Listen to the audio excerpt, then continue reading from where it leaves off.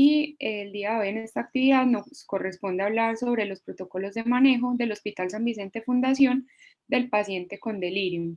En esta oportunidad entonces tenemos la participación del doctor Carlos Cardeño. Él es psiquiatra, profesor de la universidad y psiquiatra del Hospital San Vicente Fundación. En conjunto con el doctor, entonces la idea es hacer una revisión rápida, un marco conceptual de delirium, y posteriormente el doctor nos estará apoyando con algunos puntos prácticos para la aplicación de la guía del protocolo de manejo en el hospital. Para dar inicio entonces a la charla, algunos datos introductorios y definitorios del delirium. Entonces, conocemos que el delirium es un síndrome psiquiátrico bastante común, más común que el resto de los trastornos psiquiátricos, y es la condición mental más común encontrada en el paciente que está hospitalizado. Es un trastorno que se da paralelo a la gravedad de una enfermedad médica subyacente y que implica un cambio en el nivel cognitivo y la funcionalidad del paciente que tiene este trastorno. Por definición, entonces, algunos autores han empezado a hablar del delirium como una falla cerebral aguda o una disfunción global cerebral. De esta manera, entonces, cuando tenemos un paciente hospitalizado con múltiples sistemas comprometidos, en los que podemos tener una falla renal, una falla cardíaca, una falla hepática asociada a determinada condición, pues digamos que también se ha empezado a plantear que hay una falla cerebral y un trastorno cognitivo asociado a una enfermedad subyacente. Y por ende, esta falla cerebral va a implicar determinadas condiciones y determinadas características. Dentro de esas, entonces, vamos a tener la alteración en el nivel de conciencia, una alteración cognitiva global, la desorientación, una alteración de las percepciones, déficit de atención, cambios en la actividad psicomotora, alteración en el ciclo sueño-vigilia y fluctuación en la gravedad de los síntomas a lo largo del día o de un día a otro. Esto lo vamos a mirar en detenimiento cuando hablemos entonces de la clínica y los criterios diagnósticos. Algunos datos epidemiológicos, entonces, como mencionábamos, es el trastorno psiquiátrico que supera en prevalencia a todos los demás trastornos. Tenemos entonces que 1 de cada 5 pacientes hospitalizados va a tener delirium, y cuando evaluamos entonces la prevalencia y la incidencia en determinados servicios de un mismo hospital o de acuerdo a las características de los pacientes, vemos que esto va a tener una variación.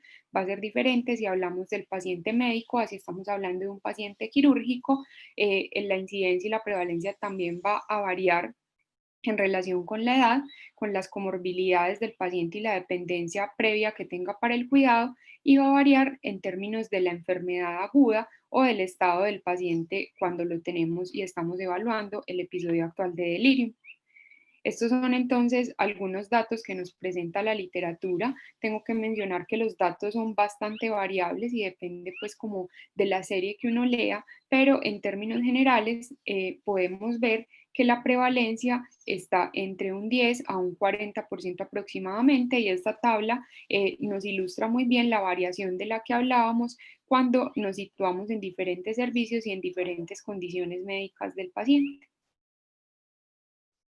Hablando entonces del pronóstico, sabemos que los pacientes con delirium en general tienen peor pronóstico que los pacientes que no presentan delirium en una hospitalización. Y este pronóstico entonces va a estar dado porque tienen hospitalizaciones más prolongadas.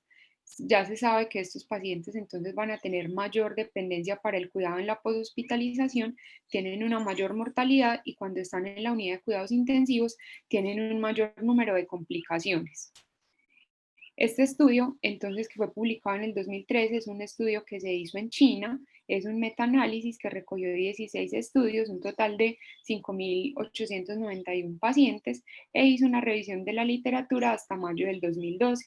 De acá entonces les quiero resaltar la diferencia en mortalidad de los pacientes que tuvieron delirium y los pacientes que no tuvieron delirium. Si vemos, entonces tiene un OR de 3.22 para delirium como factor de riesgo para mortalidad. Cuando evaluamos entonces los días de estancia en UCI, vemos que la media de estancia en UCI aumenta 7 días en promedio. Y cuando hablamos de hospitalización en general, también hay un aumento del promedio de 6.5 días en los pacientes que tienen delirium cuando los comparamos con los pacientes que no presentan esta condición durante la hospitalización. Además, entonces, de que tienen desenlaces más adversos y peor pronóstico durante la hospitalización, y a corto plazo, otra preocupación con estos pacientes son las secuelas cognitivas. Entonces, se ha visto que hay una relación recíproca entre el delirium y el paciente que tiene un trastorno cognitivo de base. Aproximadamente 40% de los pacientes que presentan delirium en una hospitalización desarrollará a largo plazo alguna forma de deterioro cognitivo, y esto tiene una asociación directa con la duración del delirium y el grado de deficiencia cognitiva que va a presentar posteriormente. Un dato muy preocupante es que solamente el 4% de los pacientes tiene una recuperación completa del delirium cuando egresa del hospital, y a los 6 meses solamente el 18% ha tenido una recuperación completa del trastorno cognitivo. Además, se ha visto que este actúa como un desencadenante y puede estar relacionado con el aumento en la progresión de la enfermedad de Alzheimer y otros trastornos cognitivos del paciente. De igual manera, cuando hablemos de los factores de riesgo y los factores predisponentes de los pacientes, vamos a ver que los pacientes que tienen alguna condición psiquiátrica, mental o cognitiva de base son personas que están predispuestas a presentar delirium durante alguna condición de salud. La etiología entonces o los factores de riesgo son múltiples. Este autor entonces nos propone hacer una, un acrónimo. Entonces acá vamos a ver pues como lo que son los factores desencadenantes o factores de riesgo. Dentro de esos entonces tenemos principalmente los trastornos electrolíticos y la deshidratación, las enfermedades neurológicas dadas entonces principalmente por las enfermedades neurológicas médicas como el ACV, los ACV de tipo hemorrágico isquémico y el trauma encefalocraneano. Las deficiencias nutricionales, donde se mencionan principalmente la deficiencia de vitamina B1, B6 y B12, la edad entonces lo vemos acá como un factor de riesgo. Los trastornos cognitivos, como mencionábamos, van a ser un factor de riesgo importante para el delirium. La exposición a toxinas, tanto de tipo voluntario como involuntario por intoxicaciones. El trauma lo tenemos como otro factor de riesgo, los trastornos endocrinos relacionados entonces con trastornos tiroideos graves, trastornos relacionados con el cortisol, sea por hipercortisolismo o por insuficiencia adrenal. Los trastornos conductuales entonces también se van a comportar como un factor de riesgo. Los medicamentos que van a ser un factor de riesgo importante y de los que vamos a hacer mención específica más adelante, todas las condiciones que generen anoxia y un déficit metabólico importante a nivel cerebral, como la anemia, la anoxia, la sepsis, acá mencionaba como infecciones. Los estímulos, específicamente el dolor, también va a ser un desencadenante muy especial y muy importante para el delirium. Las fallas de órganos en los pacientes que están en la UCI, entonces la clasificación de Apache, se ha visto que a un mayor Apache, mayor riesgo de presentar delirium. Intracraneal, entonces tenemos nuevamente todo lo que tiene que ver con trauma de enfermedad médica. Las alteraciones en el ciclo circadiano, los trastornos de sueño que son bastante comunes en los pacientes que están hospitalizados, la uremia y los trastornos metabólicos que ya mencionamos, los pacientes que tienen restricción de movilidad, sea por una condición médica o por dispositivos médicos que les impiden desplazarse, y las emergencias relacionadas con situaciones emergentes o con la emergencia de la extubación y de una condición crítica. Todas estas condiciones entonces se ha visto que tienen relación con el delirio. Esta gráfica entonces me pareció bastante interesante porque nos muestra cuáles son las condiciones predisponentes o los factores de riesgo que no podemos modificar al momento de la llegada del paciente a la hospitalización. Entonces, como vemos acá, y ya mencionamos, la edad es un factor de riesgo, tener demencia o alguna condición cognitiva, un nivel educativo bajo, una alta carga de morbilidad, ser frágil, tener algún trastorno visual auditivo, tener un trastorno psiquiátrico, alguna alteración nutricional, ser usuario de drogas intravenosas o otro tipo de psicoactivos y haber tenido historia de delirium, van a predisponer a los pacientes a presentar esta condición durante la hospitalización. Pero si analizamos la parte inferior de esta gráfica, entonces vemos que a su vez nos dividen los factores de riesgo de acuerdo al sitio y al momento específico que tiene el paciente durante la hospitalización. Entonces vemos acá que entre los factores posoperatorios vamos a tener como si el estrés quirúrgico como tal como desencadenante de delirium, y adicionalmente todo lo que tiene que ver con cirugía mayor va a ser un desencadenante importante de delirium.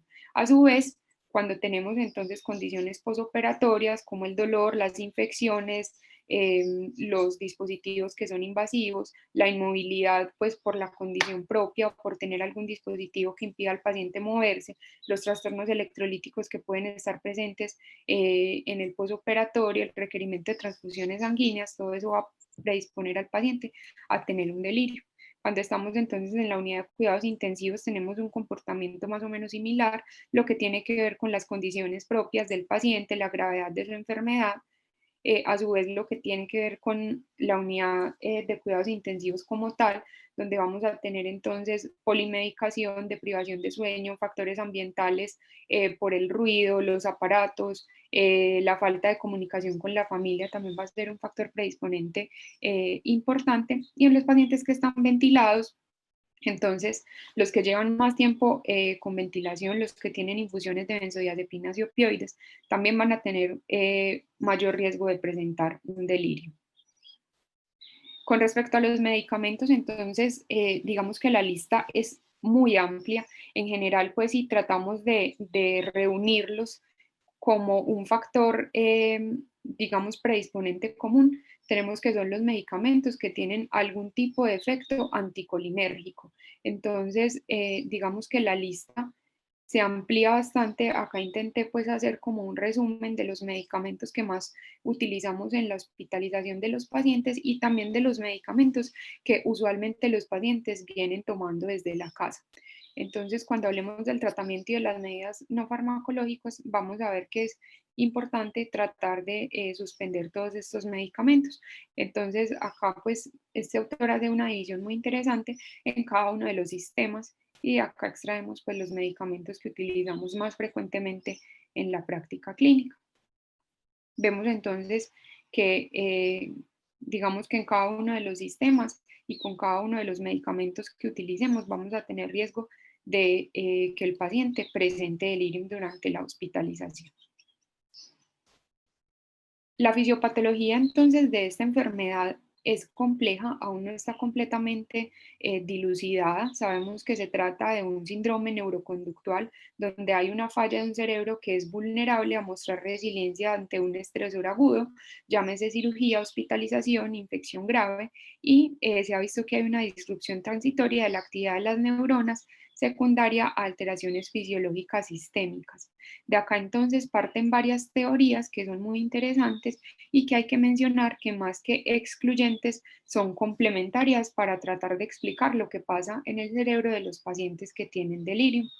Entonces, esta gráfica nos ilustra, digamos, los factores predisponentes que ya mencionamos y varias vías a través de las cuales el cerebro puede empezar a tener una actividad disregulatoria.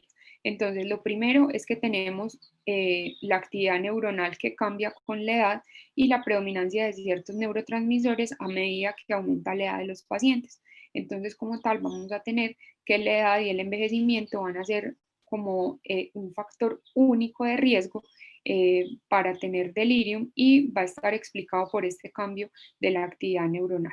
Lo otro que tenemos son unos factores neuroinflamatorios y esto va a estar dado porque cuando estamos frente a una situación de estrés hay una liberación de citoquinas, cambia la permeabilidad de la barrera hematoencefálica y esto hace que puedan penetrar algunas citoquinas inflamatorias como la interleuquina 1, la interleuquina 6, el factor de necrosis tumoral a nivel cerebral y esto cambia un poco la dinámica a nivel de la corteza. A su vez, entonces, vamos a tener estrés oxidativo, liberación de radicales libres, disregulación neuroendocrina, principalmente dada por el eje hipotálamo hipófisis adrenal, y vamos a tener alteraciones del ciclo circadiano dadas por la hospitalización, los procedimientos y por la enfermedad como tal del paciente. Eso entonces finalmente llevará a que haya una disregulación en los neurotransmisores y a que haya una alteración en las redes de conectividad cerebral y finalmente llevará a una falla cerebral aguda, como la plantea este autor, pues que escribe bastante sobre delirium. vamos a tener entonces con la falla cerebral aguda la presentación clínica que vamos a mencionar posteriormente y las consecuencias y los desenlaces a largo plazo de esta enfermedad que ya mencionamos. Visto entonces de otra manera, entonces tenemos acá algunas alteraciones dadas por medicamentos, por algunas alteraciones sistémicas como la inflamación, la hipoxemia. Esto va a llevar entonces a que haya una alteración en los neurotransmisores y a su vez, entonces, como mencionamos, liberación entonces de radicales libres, de citoquinas proinflamatorias. Vamos a tener una alteración en la actividad de los astrocitos, disfunción vascular y alteración de las redes neuronales que finalmente llevarán a la manifestación de delirium como tal. En la presentación clínica, entonces, vamos a tener 5 ejes en los que el paciente va a presentar síntomas o alteraciones. Importante mencionar que esto se da en un periodo de tiempo que es corto, usualmente horas a días, que como característica de esta enfermedad, entonces el paciente tiene fluctuaciones en su nivel de conciencia y en su nivel de atención, que esta enfermedad no tiene explicación por algún desorden psiquiátrico primario y que cuando se revisa, pues hay un trastorno médico o algún tratamiento o alguna condición que está desencadenando esta alteración en el estado mental del paciente. Entonces, vamos a tener que dentro de los 5 ejes tenemos alteración de la conciencia y el nivel de atención. En este sentido, entonces, son pacientes que tienen dificultades para enfocarse, mantener la atención y para tener una charla directa. En la alteración de la cognición, entonces vamos a tener lo que son las percepciones distorsionadas o las alucinaciones, la alteración en la comprensión y el contenido del pensamiento, las alteraciones de la memoria y la desorientación. Vamos a tener entonces alteraciones psicomotoras que vamos a mencionar posteriormente, que digamos que son las que en este momento utilizamos para clasificar el delirio, alteraciones emocionales, lo que generará entonces irritabilidad, ansiedad, miedo, o que por el contrario el paciente disminuya su actividad. Y tendremos entonces las alteraciones del ciclo circadiano, que también pues digamos son bastante típicas de estos pacientes con alteración del ciclo sueño-vigilia. De acuerdo entonces con la actividad motora del delirium, vamos a clasificarlo en hiperactivo, hipoactivo o mixto. Hay otros tipos de clasificaciones y en los últimos años se ha venido hablando de una forma subclínica de delirium, que es este paciente que uno encuentra alguna alteración cognitiva que puede ser leve, pero que no cumple criterios de la enfermedad. Sin embargo, se sabe que estos pacientes con delirium subclínico van a tener peor pronóstico que los pacientes que no presentan delirium durante la hospitalización. Cuando hablamos entonces de la clasificación de acuerdo a la actividad motora, vemos que la frecuencia de presentación de esta cambia de acuerdo al sitio donde estemos ubicados. Entonces, si tomamos la población general, la presentación más común va a ser la presentación mixta de delirium. La hiperactiva va a corresponder al 30% y la hipoactiva al 24%. Cuando nos vamos entonces a las unidades de cuidados intensivos, en el paciente médico y en el paciente quirúrgico, vemos que para el paciente médico la presentación mixta va a seguir siendo la más común, pero acá se invierte la relación y la segunda presentación más común va a ser la presentación hipoactiva. Cuando estamos hablando entonces del paciente quirúrgico y del paciente anciano hospitalizado, la presentación más común será la presentación hipoactiva, con un agravante y es que aproximadamente el 60 al 80% de los casos de delirio hipoactivo es subdiagnosticado y los pacientes con delirio hipoactivo tienen peores desenlaces y peor pronóstico que los pacientes con otro tipo de delirio. Acá entonces esta gráfica nos muestra cuáles son las características clínicas de cada uno de los tipos de delirio. El tipo mixto o el tipo pues como de altos y bajos, digamos que va a tener características de ambos. ¿Cómo hacemos el diagnóstico? Entonces, importante mencionar que el diagnóstico es tardío en el 50% de los casos, que solamente el 63% de los casos es reconocido por el personal de enfermería y que solamente el 43% de los casos es reconocido por el médico. Acá entonces se han evaluado algunas condiciones que pueden hacer que haya dificultades para diagnosticar el delirium o para detectarlo. Entonces, en el paciente las condiciones propias serán los ancianos, que siempre serán pues una población más difícil de interrogar.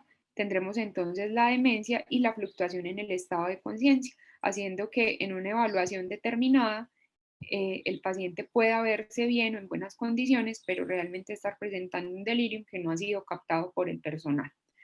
Con respecto a los clínicos, entonces, puede haber dificultades para el diagnóstico por falta de entrenamiento en el diagnóstico de esta enfermedad, falta de suspicacia al momento de enfrentarse con estos pacientes. El tiempo corto de exposición al paciente también, digamos que puede hacer que se pase el diagnóstico. Una ronda rápida, una entrevista rápida puede no poner de manifiesto la sintomatología de delirium y la normalización de los síntomas. Pensar que los síntomas cognitivos en la hospitalización pues son normales o son esperados para un proceso, también hace que esta condición se subdiagnostique. Cuando hablamos entonces de la falla del sistema, vemos que desde la definición de la enfermedad y de los criterios diagnósticos aún hay algunas dificultades para la evaluación y esto puede dificultar la detección de la enfermedad. Lo otro es el sitio de hospitalización de los pacientes, pues en la unidad de cuidados intensivos va a ser mucho más difícil hacer el diagnóstico de delirium, igual que los pacientes que están en servicios quirúrgicos por la dinámica de los servicios. Las ocupaciones múltiples del personal de salud, y acá se hace una mención específica de la relación enfermera-paciente. Cuando las enfermeras están más ocupadas, tienen un mayor número de pacientes, pues tienen menos tiempo y menos oportunidad de captar esos cambios sutiles. Lo otro son los protocolos de sedación, esto dado específicamente por el efecto de los medicamentos a nivel del sistema nervioso central y la transferencia rápida de salas de los pacientes, pues esto evita que el personal de enfermería y los médicos asignados a una sala conozcan al paciente y puedan detectar los cambios en el comportamiento. Para el diagnóstico, entonces, tenemos que la clasificación de SM5 del 2013 es el gol estándar para el diagnóstico de la enfermedad. Esta nos da entonces unos criterios de clasificación y pues el paciente, si cumple pues como con estos criterios, tiene el diagnóstico de delirio. Entonces tenemos una alteración de la atención y la conciencia. Esa alteración debe ser aguda y fluctuar en la gravedad. Debe tener al menos alguna alteración adicional en la cognición, como la memoria o la orientación. Las alteraciones no son explicadas por un trastorno psiquiátrico o una demencia preexistente, como mencionábamos, no ocurren en un nivel de alerta gravemente reducido o en el paciente que está en coma. Entonces acá, pues esto es una cosa importante a tener en cuenta, sobre todo en los pacientes que están en unidad de cuidados intensivos con alguna condición neurológica. Y tiene que haber evidencia de una o varias causas orgánicas del trastorno. El doctor Cardeño entonces nos va a hacer una mención muy práctica de cómo aplicar el CAM en los protocolos del hospital. Quiero mencionarles que hay aproximadamente 50 escalas para evaluar el delirium y estas escalas, digamos que surgen como una manera práctica de aplicar los criterios del DSM y el CIE-10. El CAM entonces es una escala que fue creada en 1989 a partir de los criterios de SM3, que eran los que estaban vigentes para ese momento. Es la escala, digamos, con más aplicación a nivel pues como de la comunidad científica. Tiene algunas limitaciones específicamente dadas por su sensibilidad, pues se ha visto que puede dejar pasar el 10% de los diagnósticos de delirium. Esta escala además tiene varias modificaciones para aplicar en el servicio de urgencias, en la unidad de cuidados intensivos. La escala que se aplica en la unidad de cuidados intensivos tiene algunos cuestionamientos metodológicos en los estudios primarios que hicieron y en los estudios de validación. Sin embargo, es una escala que tenemos disponible de fácil aplicación, digamos que se ha difundido ampliamente y pues a pesar de las limitaciones que tiene, pues tiene ventajas y es fácil de aplicar. Sin embargo, no es la única, como les menciono, hay muchas escalas para hacer evaluación y diagnóstico de delirio. Entonces, esta escala consta de 4 ítems. Estos 4 ítems, entonces, como les mencioné, están relacionados con los criterios de SM3, que eran los que estaban vigentes para cuando se hizo esta escala. Lo primero es que el paciente tenga un cambio agudo en el estado mental con un curso fluctuante. En este sentido, entonces, se hace la pregunta a los miembros de la familia de enfermería si han notado algún cambio agudo en el estado basal del paciente, si han notado que el comportamiento fluctúa a lo largo del día y si estos síntomas aparecen, desaparecen y cómo es el comportamiento de la gravedad de estos. El segundo aspecto que evaluamos entonces es la inatención y nos hacemos las siguientes preguntas: si el paciente tiene dificultad para mantener la atención, si se distrae con facilidad y si no logra concentrarse en lo que se le está diciendo. Estas son pues como algunas maneras de evaluar la atención. Entonces, pedirle que repita series de dígitos, que diga mundo al revés o que reste de 7 en 7 desde el número 100. Esto pues importante tener en cuenta que debe ir de acuerdo a la escolaridad del paciente, pues restar, por ejemplo, de 7 en 7 puede restar dificultad para algunas personas. En el criterio 3 entonces tenemos el pensamiento desorganizado, que tiene que ver con conversaciones confusas, irrelevantes, ideas poco claras, cambio abrupto de tema. Y en el nivel 4 entonces vamos a tener todas las alteraciones en el nivel de conciencia como las conocemos. ¿Qué necesitamos entonces para que el CAM eh, haga un diagnóstico de delirium? El criterio 1 más el criterio 2 y el criterio 3 o 4. Si tenemos estas condiciones, entonces podemos clasificar al paciente en delirio. Entonces vemos que es una herramienta simple, tiene poca variabilidad interobservador, la sensibilidad es del 94% y la especificidad del 90%, a pesar de las limitaciones que ya mencionamos. Como les mencionaba entonces, hay otras escalas. Este artículo de Nature entonces nos propone aplicar para los pacientes que están en hospitalización general la escala 4AT y nos enseñan pues como la manera de evaluar y puntuar. El CAM pues entonces lo pone como en el centro con las variaciones CAM, CAM-UCI, CAM-B, CAM-3D, todo esto tratando de reducir el tiempo de aplicación y de que sea más fácil para aplicar para el clínico. Y en la UCI, entonces, además del CAM, nos proponen esta escala con 8 dominios que también pues, puede hacer clasificación adecuada del delirium con una buena sensibilidad y especificidad. Con respecto al tratamiento, entonces, vamos a tener 5 eslabones o 5 piedras angulares en el tratamiento.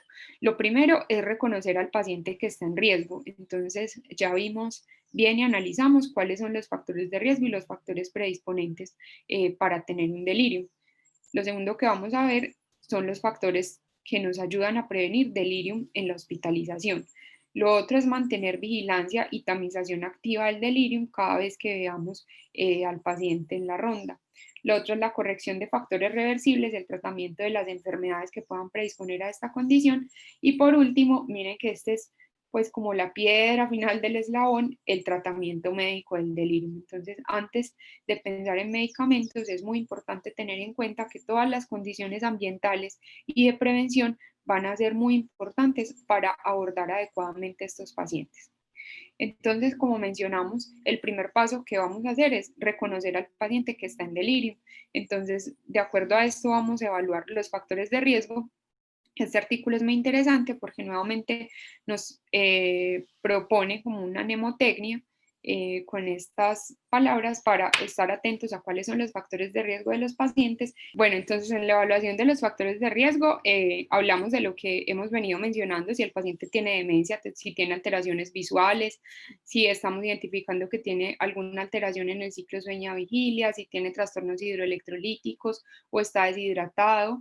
Si tiene medicamentos o vamos a adicionar medicamentos y esos medicamentos tienen efecto anticolinérgico, si hay restricción en la movilidad o si hay problemas de audición. Y de esta manera pues vamos a tratar de intervenir cada una de estas condiciones para prevenir que esto aparezca. Esta es una estrategia que encontré en uno de los artículos que me pareció pues muy interesante porque aborda cada una de las cosas que son pues importantes en la prevención. Entonces, lo primero, mantener a los pacientes hidratados, bien nutridos y con una corrección temprana de los trastornos electrolíticos. Hacer una reorientación activa, y esto entonces tendrá que ver con la colocación de relojes en la habitación, abrir las ventanas, orientar al paciente en caso de que esté desorientado en tiempo, en espacio, en persona, permitir que tengan sus ayudas visuales, audífonos, los lentes en caso de que los necesiten, la movilización temprana, y esto tendrá que ver con tratar de retirar lo más pronto posible los dispositivos que eviten la movilización del paciente, como medias de compresión neumática intermitente, líquidos endovenosos en infusión, catéteres permanentes, nutriciones parenterales y todo lo que impida al paciente moverse. Optimizar el ambiente para que los pacientes tengan un ambiente óptimo de sueño y que puedan mantener el ciclo de sueño-vigilia y permitir la interacción con la familia y la estimulación cognitiva. Esto será muy importante para la estrategia de prevención del delirio desde la parte no farmacológica. Ya vamos a ver qué estrategias podemos utilizar desde los medicamentos. Entonces, tenemos identificar los agentes que contribuyen y perpetúan el delirium, específicamente los que mencionamos con efecto anticolinérgico, que vemos que es una lista bastante amplia. Utilizar benzodiazepinas solamente en caso de que haya un delirium por depresores del sistema nervioso central o cuando los otros agentes han fallado para manejar la agitación. Vamos a ver entonces en los medicamentos que tenemos disponibles que las benzodiazepinas nunca están como parte del manejo del delirium ni el paciente que está agitado por delirium. Tenemos algunas otras estrategias y estas solo las dejamos reservadas para el final cuando no hay mejoría y el paciente sigue en un estado de agitación. Y evitar los opioides, esto específicamente en el caso de sedación en la unidad de cuidados intensivos y solamente utilizarlos para el manejo del dolor. En el grupo de medicamentos para manejo farmacológico, entonces vamos a tener los antipsicóticos, que son el grupo de medicamentos más grandes, los inhibidores de acetilcolinesterasa, pues se plantean como uno de los medicamentos que puede tener acción sobre las alteraciones de las vías de neurotransmisores, ya vamos a mencionar en qué casos, y los sedantes hipnóticos. En el abordaje de la fisiopatología, entonces, dentro de las cosas que mencionamos es que hay una alteración de los neurotransmisores. Dentro de esa alteración de neurotransmisores, entonces vemos que puede haber un exceso de dopamina. Entonces, tratando de contrarrestar ese exceso de dopamina, tenemos como opciones de tratamiento los antipsicóticos. El primer medicamento entonces que tuvimos para este grupo fue el haloperidol. El haloperidol es un medicamento que se viene utilizando el delirium más o menos desde los años 80 con muy buenos resultados. Cuando hablamos específicamente de las formas de presentación, se prefiere la presentación venosa a la presentación oral. Esto porque va a tener, digamos, unas concentraciones mucho más predecibles que las concentraciones orales, va a tener mínimo efecto sobre la presión arterial, la frecuencia respiratoria y la frecuencia cardíaca y menos efectos extrapiramidales que cuando se administra el haloperidol por vía oral. Se posiciona entonces como el medicamento de elección para manejar el delirio en UCI y tiene varios estudios, ensayos clínicos aleatorios controlados con placebo y ensayos observacionales donde sigue siendo el medicamento de elección y ha mostrado buenos desenlaces en cuanto al tiempo de resolución del delirio y al impacto en morbilidad y en mortalidad. En los últimos años se han venido entonces utilizando los antipsicóticos de segunda generación. De estos hay que mencionar que la evidencia viene de estudios observacionales y para muchos de reportes de casos. No hay estudios cabeza a cabeza con estos medicamentos y se recomienda solo usar por periodos cortos. Hay un estudio que evaluó la utilización a largo plazo en pacientes con trastorno cognitivo de estos medicamentos y vieron que por su perfil metabólico y cardiovascular, los pacientes que utilizaban estos medicamentos después de un año tenían aumento en la mortalidad.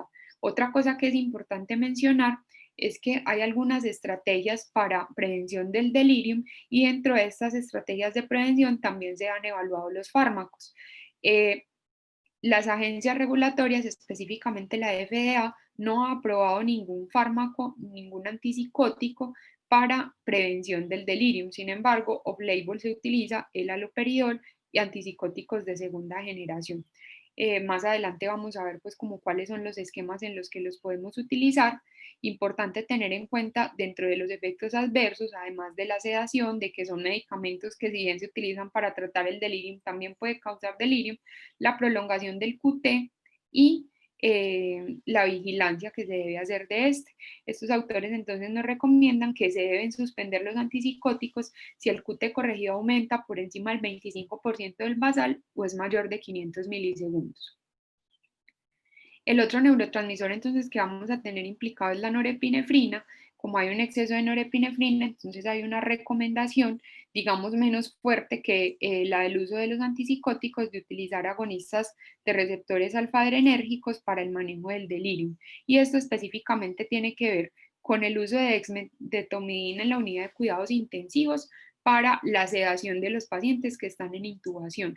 Cuando se han hecho estudios comparando dexmedetomidina con fentanil y con midazolam, se ha visto que esta tiene menos tasas de delirium y menos efectos adversos relacionados con esta condición.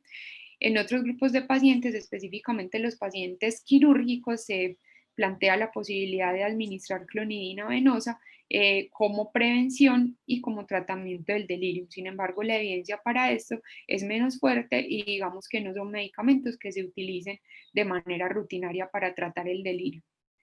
Para el exceso de glutamato, entonces, también se ha utilizado de igual forma, no con una evidencia fuerte, son más reportes de casos y series de casos, medicamentos que sean antagonistas del glutamato y que a su vez funcionen como moduladores de los canales de calcio. De estos, el más utilizado es el ácido valproico, que se utiliza en combinación con los esquemas de antipsicóticos en algunos casos. Tampoco es un medicamento que utilicemos rutinariamente. Y los resultados para los demás medicamentos han sido algo controversiales, pero se siguen poniendo pues como en las opciones que tenemos.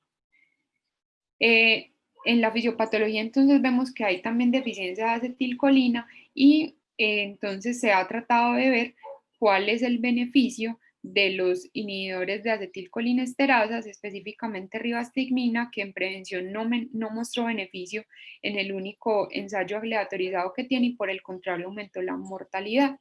Y la fisostigmina se ha estudiado para tratamiento, pero entonces solamente en los casos en los que clínicamente evaluemos que el paciente tiene un estado anticolinérgico por medicamentos. Cuando lo veamos confuso, taquicárdico, midriático, con la boca seca, será pues como las condiciones para utilizarlo. O cuando el paciente llegue intoxicado, una intoxicación voluntaria o involuntaria por anticolinérgicos. Como contraindicaciones absolutas para usar estos medicamentos, el PR mayor de 200 milisegundos y un QRS mayor a 100 milisegundos sin un bloqueo de rama que explique esta alteración. Por último, entonces, la melatonina ha mostrado buenos efectos, se propone como el medicamento de elección para tratar de hacer la regulación del ciclo sueño-vigilia, tiene ensayos clínicos aleatorizados y pues finalmente si no es posible utilizar este medicamento por disponibilidad, se propone en su orden trazodona, mirtazapina y zolpidem, mencionando que la trazodona y la mirtazapina usados como inductores de sueño tienen una recomendación off-label y no están aprobados para este uso. Les traigo entonces una tabla donde vemos entonces los principales medicamentos que utilizamos para delirium.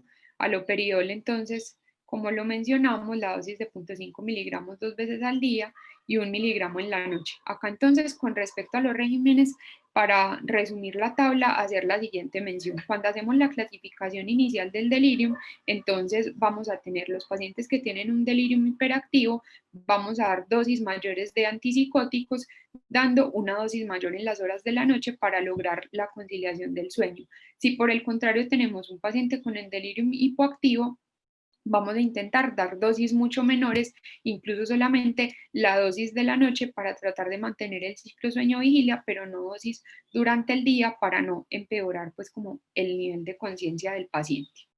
Por último, entonces, les presento este algoritmo que me pareció interesante, donde entonces tenemos la sospecha de delirium por los síntomas que presenta el paciente, la aplicación de la escala CAM, esta escala de RSR 98 es otra escala que está disponible, tiene más ítems, es un poquito más engorrosa de aplicar, también tiene buena sensibilidad y especificidad, pero digamos que lo que dificulta su uso en la práctica es la cantidad de preguntas y el tiempo que se demora el clínico aplicándola. Entonces, si la escala CAM es negativa, vamos a considerar otras condiciones que generen alteración en el nivel de conciencia en la atención del paciente. Si es positiva y la escala de RSR 98 es positiva, entonces vamos a iniciar con el protocolo de manejo. De acá entonces clasificamos al paciente si tiene un delirium hipoactivo o hiperactivo y hay unas unas conductas que van a ser transversales a todos los delirios. Entonces, lo que mencionamos, corregir la malnutrición, la desnutrición, cambiar las condiciones de inmovilidad, retirar los medicamentos que sean deliriogénicos, corregir los déficits sensoriales, mejorar las condiciones de sueño, retirar los medicamentos anticolinérgicos. Y para las delirium hiperactivos, entonces miren que tanto para hipoactivos como para hiperactivos se recomienda el uso de melatonina. Para los hiperactivos, entonces vamos a tener los antipsicóticos de segunda generación, el haloperidol, los agonistas alfa 2, y pues entonces tendremos el monitoreo del electrocardiograma por lo que mencionamos del QT. Y para el delirium hipoactivo además se menciona bajas dosis pues de los medicamentos antipsicóticos como mencionamos. Esto era lo que les traía el día de hoy.